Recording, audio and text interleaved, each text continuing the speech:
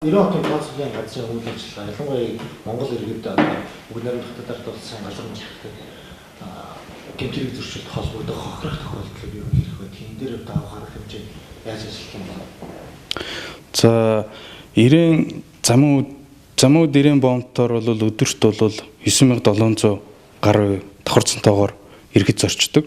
900 гаруй автомашин нэвтэрдэг гэсэн ийм тооцоогод судалгаа байдаг.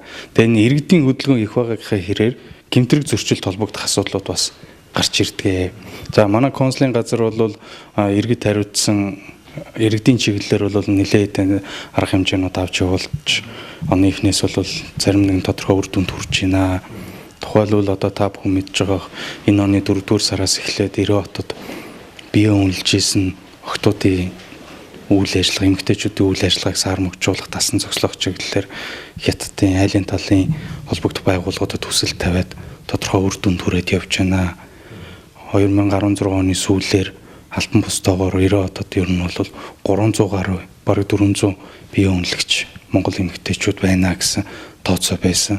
Энэний эсрэг одоо энэ үйл ажиллагааг саармөгжүүлэх, энийг дасан зохицох чиглэлээр бид нар холбогдох арга хэмжээг аваад тэгээд одоо харьцангуй багасж байна. Одоогийн байдлаар бол бид нарт албан бусаараа өгч байгаа доогоор бол 100 гаруй Монгол эмэгтэй бие үнэлж байна гэсэн тооцоо байдаг. Өөрөөр хэлбэл энэ арга хэмжээг хэрэгжүүлснээр 300-аас 100 болтлоо буурж байна гэсэн тооцоо.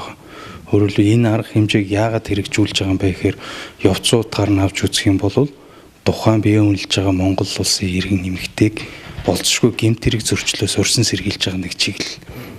Өргөн утгаар авч үзэх юм бол энэ удмын сангийн аюулгүй үндэсний аюулгүй байдал хамгаалж байгаа л нэг хэлбэр. Дээрээс нь энэ хилийн чандад Монгол улсын нэр төрийг бас харьцангуй одоо зөв ойлголттой болгох хэмжээнд хийж байгаа нэг ажлын нэг юм аа. Одоо яг энд харт амьд бие үнэлтийн хэрэгт холбогдож байгаа хүмүүсийн насны ангилал дээрээс нь яг сурах гад одоо ирсэн тэгсэр нэмэрхүү хэрэгт холбогдож байгаа тохиолдол хэрэг байд юм байна. Тэгээд түрүүлээ манай тойрогтор бол зөвхөн харт амьхны хэрэг бол одоо яг бүртгэгдсэн байгаа биднэрт мэдэгдээд одоо саатуулагдаа шалгагдаа шүүхөрлөн болгож байгаа бол 20 хэрэг байна. 20 гэдэг бол миний бодлоор бага тоо биш. Тэгээ энэ бол харт амьхны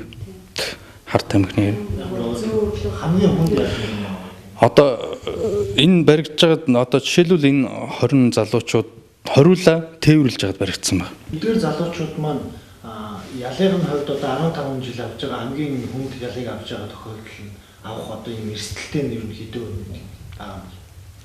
За одоогор бол хамгийн өндөр авч явж исэн 4 5 байна уу та.